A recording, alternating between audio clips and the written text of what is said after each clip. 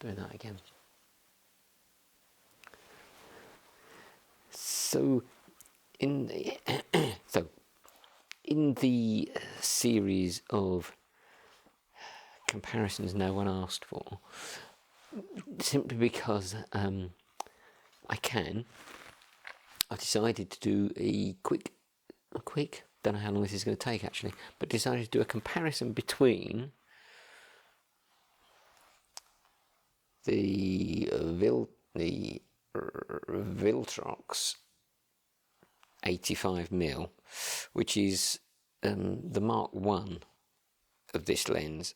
I did have the Mark 2 version of this lens, decided I wasn't using it very much, and sold it, regretted it, and then bought the Mark 1 version, which was much cheaper. And I thought, actually, what is the difference? And I'm not sure there is a lot of difference really.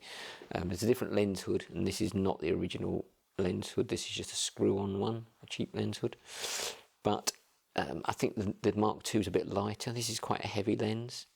How heavy? I'll put it on the screen. It's quite big, but I think for Fuji X-mount, this is a really good 85mm lens. And although I don't use it that often, I love using it when I do, and always impressed with the results.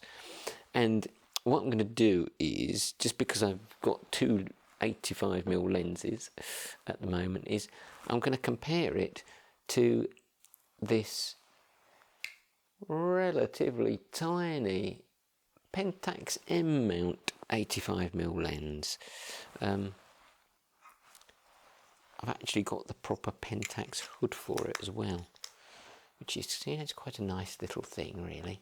But even with the hood, as you'll see, size wise, there's not a lot of comparison here, not a lot of comparison.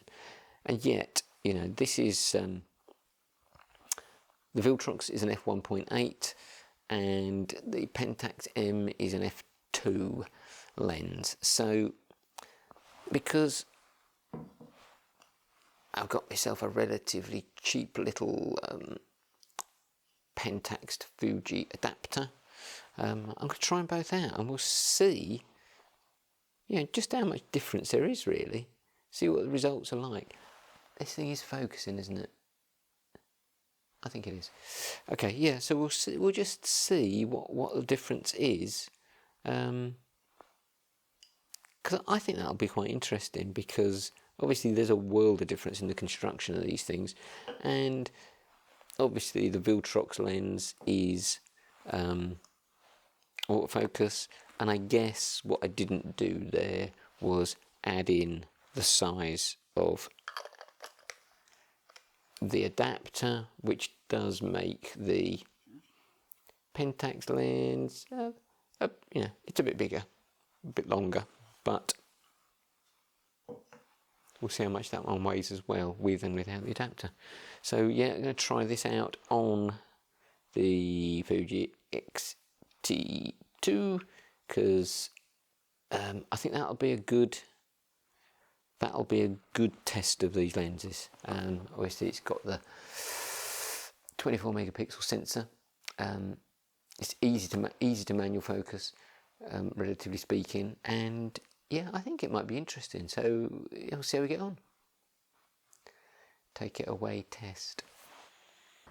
So this today is a continuation of my attempt to compare the two 85mm lenses, the Pentax M85 and the Viltrox 85 on Fuji X mount. So I've got the XE2 with me, currently with the TT Artisan 27mm, but I've got the 85 with me, and I've got the Pentax 85 with the converter this time, so should be good. I've walked out from centre of Guildford to Artington, and I'm at St Catherine's Hill.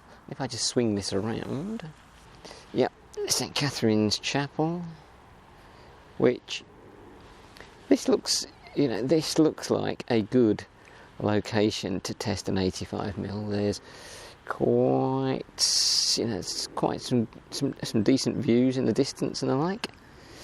So, and the sun's even come out. I was expecting it to be raining today, so this is a real this is a real bonus. So, yeah, we're going to get on and do some photography. Let's see how we get on. Actually, this is really nice up here. Not a soul here either. There's a little bit of traffic noise in the distance from the main road, but I was expecting there might be a few people wandering about. But yeah, really, really nice. Definitely recommend it for anyone in the Guildford area. Pop up here and see what's here. Let's see if I can get some... whoa, windy. See if we can get some pictures.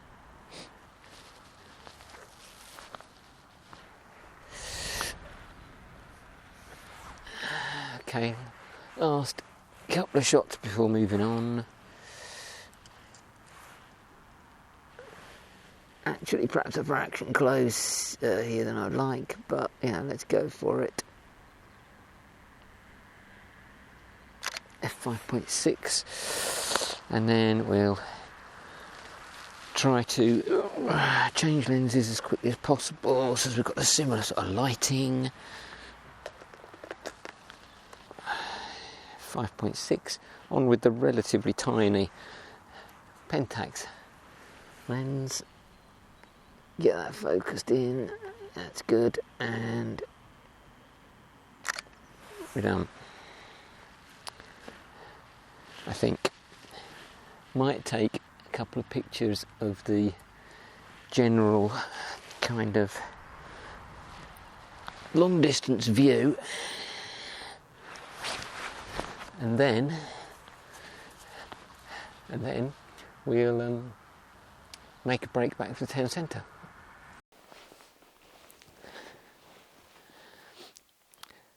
Okay, so now it's time to look at some of the images from both lenses, and yeah, let's draw some conclusions.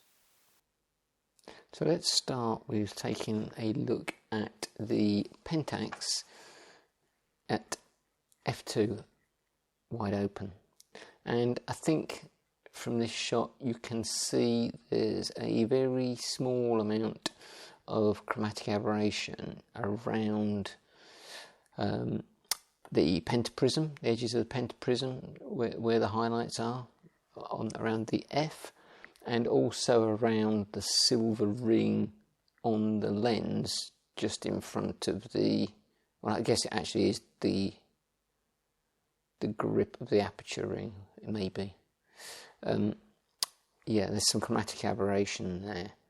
So if we take a look at the Viltrox, I think overall there's less chromatic aberration, and I think it's just the letter F on the prism housing itself that appears to have some purple edging to it.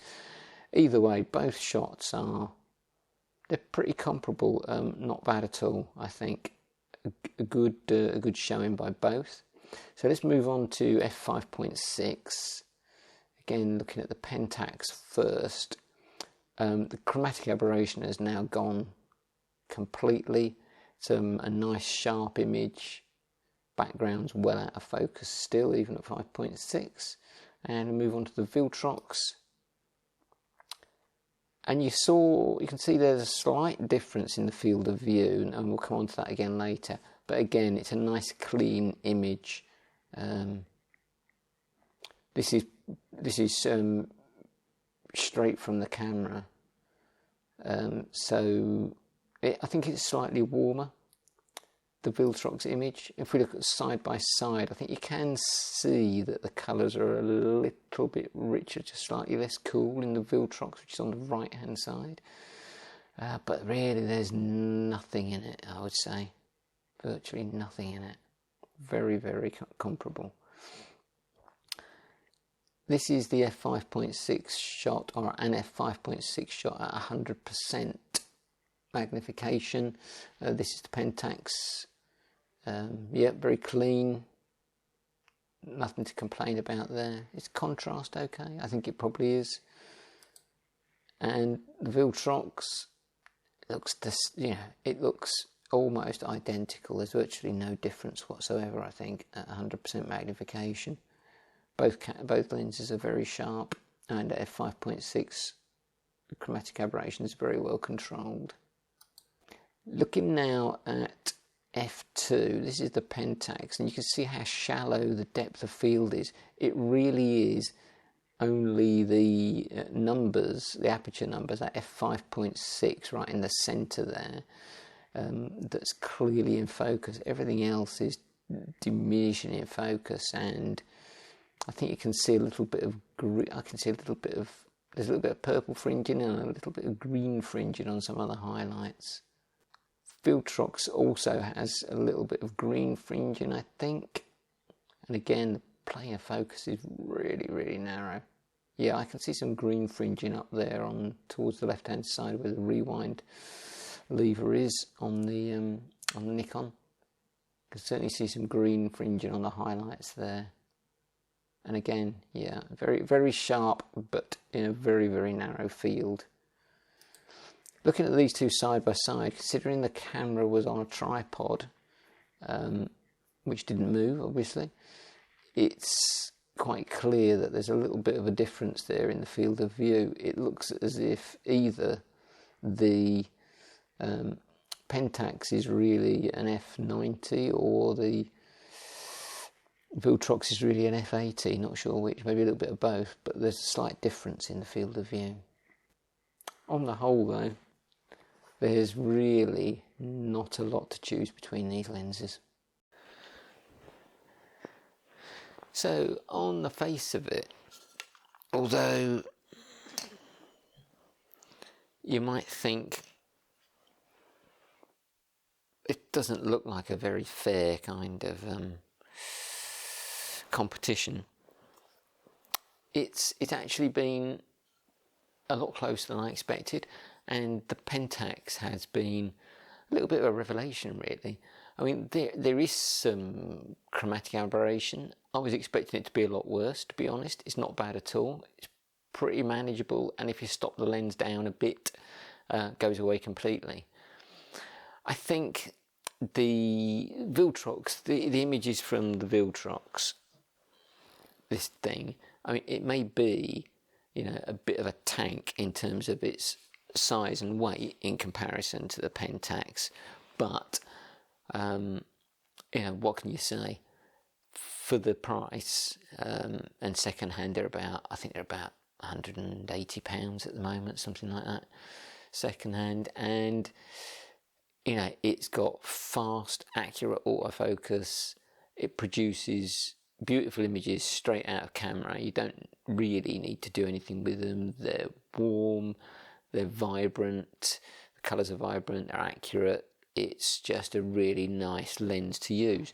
I think, you know, if it does have a downfall to it, it is its size, and on some of the smaller bodies like the XE1, 2, 3, 4, it's big. You get it onto the XT2, XT1, XT2, XT range, etc., and I think it's fine. But it is a big lens, but it's a great lens. And so far, you know, for me, the Viltrox stuff, now have the 56 and the 85, and they're both stunning lenses, I have to say, really, really good. So I'm really pleased with them. So interesting test that nobody asked for. That's my conclusion.